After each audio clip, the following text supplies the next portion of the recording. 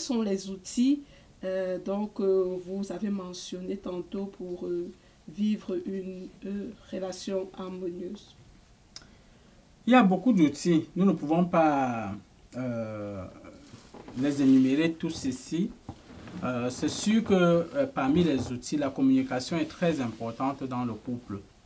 Très importante dans le couple. Et c'est important que le couple, quand on parle du couple, ici on parle du mariage, le mariage chrétien, que le couple sache qu'il est un. Et donc, si tu as une blessure, cette blessure-là est ma blessure. Donc, la communication permet à l'autre de te comprendre dans ce que tu vis, dans ce que tu ressens, mais non seulement de te comprendre dans ce que tu vis, dans ce que tu ressens, mais de t'accompagner au pied de la croix pour trouver la solution, pour que le Seigneur intervienne, pour que le Seigneur agisse. Et dans ce sens-là, je voudrais dire que la communication ici, ce n'est pas seulement parler entre soi, mais c'est parler aussi avec Dieu, parler ensemble avec Dieu et parler individuellement de son partenaire à Dieu, non pas juger, condamner, mais comprendre que je peux porter mon épouse au pied du Seigneur, je peux porter mon époux au pied du Seigneur et ensemble, nous pouvons porter la blessure qui nous affecte tous au pied de la croix. Je prends juste un exemple. Si par exemple ma femme vit dans la tristesse et que je ne connais pas sa tristesse et que moi je vis dans la joie, ce qui va se passer, c'est que sa tristesse va m'affecter. Ça va m'affecter dans le sens que je ne peux pas rire avec elle parce qu'elle est triste. Mais en même temps, je ne comprends pas pourquoi elle est triste. Et si elle ne me dit pas pourquoi elle est triste, je ne le saurais pas. Mais moi, je veux lui manifester la joie. Mais comment est-ce qu'on peut vivre dans un foyer de cette façon-là? Donc, s'il n'y a pas la communication, ça ne va pas aider. Et c'est sûr que j'ai un travail à faire sur moi pour préserver la joie que j'ai parce qu'elle en a besoin. Et ça demande que j'aille au pied du Seigneur pour dire, Seigneur, je ressens de la joie, mais je vois que ma femme a la tristesse. Je prie que tu préserves ma joie et que tu m'aides à ne pas être envahi par la tristesse. Et que tu m'accordes la sagesse pour savoir comment je peux l'aider, que tu apportes une solution de joie dans sa vie. Et le Seigneur peut apporter l'ouverture. Elle peut venir, elle exprime son problème. Et si elle exprime son problème, ce n'est pas pour que tu juges, ce n'est pas pour que tu condamnes, c'est pour que tu l'écoutes, que tu la comprennes. Et que tu dises, écoute, nous pouvons prier et Dieu peut faire quelque chose dans cette situation-là. Donc parfois les hommes en souffrent beaucoup parce qu'ils ont souvent des défis extérieurs. Le défi dans le travail, le défi pour pouvoir dans le besoin de la famille. Et que dans l'orgueil de l'homme, dans la force de l'homme, parfois il se dit, est-ce que ce que je vis et je traverse là, est-ce qu'il faut vraiment que j'en parle à mon épouse? Comment est-ce qu'elle va prendre ça? Est-ce que ça va être un poids trop lourd pour elle? C'est une vérité que les hommes souffrent souvent de ça. Et c'est pour ça que parfois des amitiés, des bonnes amitiés, on parlait des relations la dernière fois, des bonnes relations, des gens qui soutiennent, des gens qui aident, ça peut être aidant aussi pour le couple. Mais ce que nous disons souvent, c'est que ça prend un couple aussi pour aider un couple. Donc, et éviter les relations de sexe opposé. Maintenant, parmi les autres outils aussi, je voudrais dire que la parole de Dieu nous aide aussi beaucoup. Mais au-delà de la parole de Dieu, parce qu'il y a des couples où tout pour eux se résume dans la parole de Dieu. La parole de Dieu, elle est très importante. Elle est la source principale vers laquelle nous pouvons courir, avec la prière aussi comme ressource. Mais c'est aussi important d'étudier souvent le contexte d'une personne et d'étudier la culture d'une personne. Très important. Il faut savoir d'où vient la personne avec qui tu es en relation. C'est quoi les valeurs de cette personne? C'était quoi la culture de cette personne? Dans quoi est-ce que cette personne a grandi? La Bible ne va pas te donner toutes les réponses sur ton conjoint aujourd'hui, au 21e siècle. Mais si tu l'étudies et tu comprends son contexte, comment elle a grandi chez ses parents ou chez ses non-parents, les blessures, tout ce que nous avons expliqué là, le contexte dans lequel la personne a grandi, ça va t'aider à comprendre pourquoi la personne réagit ou agit comme elle agit. Et maintenant, la Bible va t'aider en tant que source à trouver des astuces, de la sagesse, comment est-ce que tu peux au regard de sa situation, vivre avec elle, qu'est-ce que tu peux lui apporter. Donc c'est important et aujourd'hui on passe beaucoup à côté de ça. On ne comprend pas juste pourquoi la personne est comme ça. Je ne sais pas pourquoi tu es comme ça. Je ne sais pas. Pourtant la Bible dit qu'on doit être comme ça. Mais elle est comme ça parce qu'elle a grandi comme ça, dans un contexte comme ça. Alors pour déconstruire toute une culture et un contexte dans lequel quelqu'un a bâti, ce n'est pas facile. Ce n'est pas facile. Ce n'est vraiment pas facile. Mais quand tu comprends quelqu'un dans son contexte, tu peux aimer la personne et tu peux la protéger. Et la personne peut se sentir en sécurité Et la foi et la patience va donner le temps à Dieu d'œuvrer dans cette personne et de la conduire dans le processus de la transformation qui est désiré. Donc, le travail doit commencer sur soi-même. Donc, ce n'est pas juste un travail que tu dois toujours faire sur l'autre. Non, c'est déjà sur toi-même, mon propre contexte par rapport à l'autre. Comment est-ce que je peux vivre l'amour de Dieu, la parole de Dieu? Parce que si tu commences à vivre l'amour de Dieu, la joie de Dieu, l'acceptation de ta propre personne, la patience, ainsi de suite et tout, tu vas être capable de le manifester à l'égard de l'autre. Il y a des gens qui ne sont pas patients envers eux-mêmes. C'est facile de le voir. Des personnes qui mettent le repas dans un micro-ondes, ils mettent 2 minutes. 2 minutes pour que son repas chauffe. Mais à 1 minute 58, il a retiré. Parce qu'il ne peut pas attendre 2 secondes. Peut-être que c'est déjà assez chaud, je ne sais pas. Mais 2 fois, c'est ça. Et parfois, sur la route aussi, on le voit. Quelqu'un tu roules sur la route, quelqu'un coupe devant toi, mais c'est pour garer juste là. Mais il aurait juste quelques secondes de patience. Donc, parfois, c'est ça. Ça boue en soi, ça boue. Mais si tu n'es pas patient avec toi-même, c'est sûr qu'à la maison, quand tu vas dire à ton épouse, est-ce que je peux avoir ma tondeuse de l'autre bord là? Puis le temps qu'elle se lève, mais tu es déjà allé chercher toi-même ta propre tondeuse. C'est sûr que c'est frustrant. C'est sûr que c'est frustrant. Donc, il y a un travail à faire sur soi-même. Et ça demande aussi à définir les objectifs qu'on veut atteindre. Ça demande à sonder ses motivations, à se demander, est-ce que c'est vraiment le meilleur que je veux pour moi-même? Le meilleur que je veux pour mon couple, le meilleur que je veux pour mon partenaire, pour mon mari, pour mon épouse. Est-ce que c'est vraiment ce que je désire? Et si je désire, comment est-ce que je peux l'accompagner vraiment pour ça? C'est le défi qu'on doit avoir dans une relation. Comment je peux faire pour que l'autre ressente l'attention, pour être vraiment un instrument entre les mains de Dieu, pour bénir la vie de cette personne que Dieu m'a confiée, m'a donnée. Oui, c'est ça. Et donc, dans la stratégie, c'est très important aussi. Donc là, j'ai cité quelques outils. J'ai parlé de la communication. J'ai parlé rapidement de la prière et de la parole de Dieu sur laquelle je suis passé. J'ai parlé du contexte. Et puis, je m'arrête juste là pour ces quelques outils-là.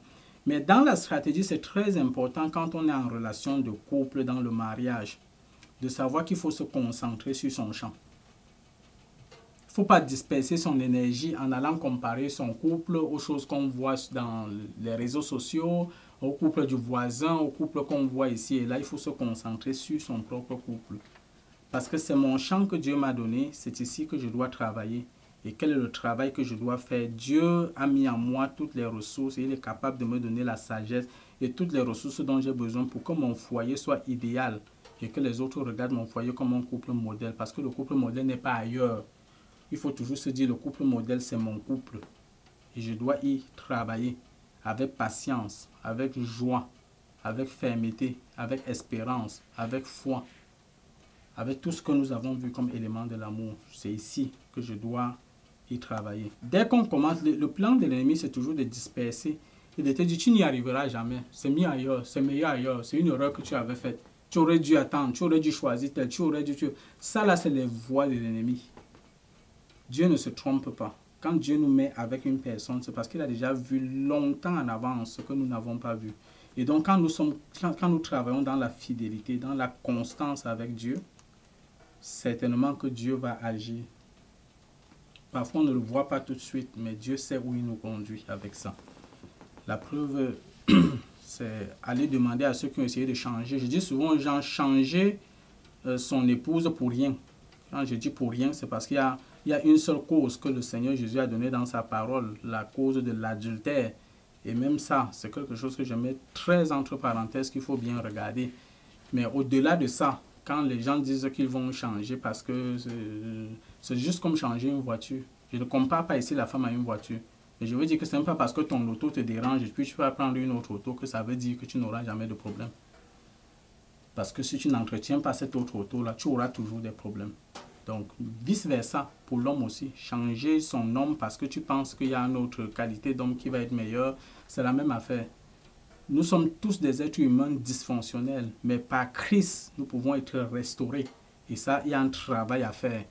Un travail de patience, un travail de foi, un travail de prière, un travail de connaissance. Il faut aller chercher des outils. Et il y en a des outils. Dieu a mis les outils à notre disposition. Donc, toujours en comptant sur Dieu, toujours en restant fidèle, toujours en restant persévérant, toujours sans juger, toujours sans condamner. Parce que quand tu juges, tu tapes, tu juges, tu condamnes, c'est sur toi-même. En relation de couple, dans le mariage chrétien, il faut savoir que l'autre, c'est toi-même. C'est une partie de toi-même. Ce que tu lui reproches, c'est à toi que tu le reproches. Donc tu ferais mieux de travailler fort pour que les choses aillent mieux. Sinon, devant Dieu, Dieu vous voit comme étant la même personne. Donc, vous voyez, Jésus a fait quelque chose. La Bible dit que avant d'aller à la croix, il était avec ses disciples et subitement, il a pris une serviette qui s'est attachée, il a pris une bassine et il a commencé à laver les pieds de ses disciples. Et quand nous lisons, il y a toute une doctrine que les gens ont développée là-dessus, où on lave les pieds des disciples. Peut-être je vais laver tous vos pieds ce soir, je ne sais pas. Mais voici le point. Quand Jésus fait ce travail-là, et après il dit, comme je vous ai fait, c'est comme ça que vous devez prendre soin les uns les autres. Bon, il y a beaucoup de commentateurs bibliques qui expliquent que laver les pieds à l'époque, c'est parce que les gens marchaient avec les sandales, ça ramassait la boue, la saleté. C'est ce qu'il y avait de plus sale sur le corps de l'être humain. Et Jésus pouvait dire que si je te lave tous les pieds, mais c'est que tout ton corps est pur. Mais je veux rappeler ici que dans cette équipe-là, dont Jésus lavait les pieds, ce n'étaient pas des hommes parfaits. Judas faisait partie de ceux dont Jésus a lavé les pieds. Donc parfois on se plaint tellement, comment est-ce que les choses sont impossibles, on ne peut pas. Mais Jésus a lavé les pieds de Judas. Sachant très bien dès le départ que Judas était pour le trahir. Il a lavé ses pieds. Mais il a aussi lavé les pieds de Pierre.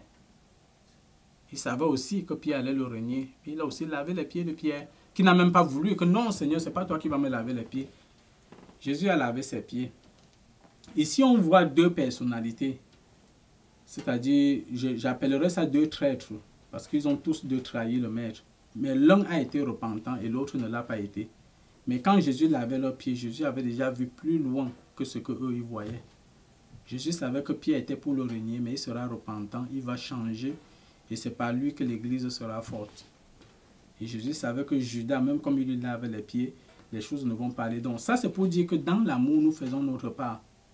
Il faut toujours se dire, je fais ma part. C'est comme un théâtre. Je fais ma part, je n'attends rien de l'autre. Et dans l'autre là, ça peut être complètement le Judas. C'est-à-dire que c'est un investissement qui peut-être ne produira rien. Tout comme l'investissement pour Pierre a produit ce qu'elle a produit aujourd'hui.